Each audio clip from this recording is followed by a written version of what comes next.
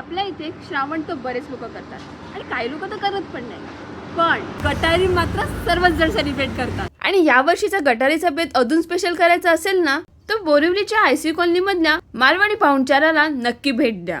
सुरुवातीलाच लक्ष वेधून घेते ते म्हणजे इथले इंटिरियर. जुन्या कौलारू मालवणी वाड्याचं सुंदर असं रूपांतरण त्यांनी रेस्टॉरंटमध्ये केले आहे.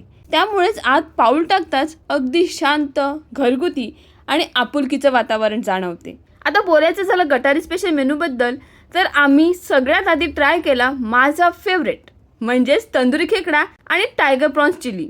एवढंच नाही, ते इथे आम्ही त्यांची सुरमई थाळी ट्राय केली आणि तुम्ही इथे बघू शकतात की फिशच्या पीसची साईज किती मोठी आहे ती. आणि जर तुम्हाला मस्त झणझणीत काही ट्राय करायचं असेल ना, तर त्यांची साओची मटण थाळी ट्राय करायला अजिबात विसरू नका.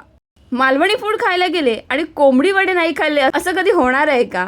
खरंच प्रत्येक डिशची टेस्ट एकदम वेगळी आणि खूपच टेस्टी होती. आणि त्यासोबतच आम्ही मिंट मोहितो सारखे ड्रिंक्सही ट्राय केले, त्यामुळे मील एकदम परफेक्ट झाला.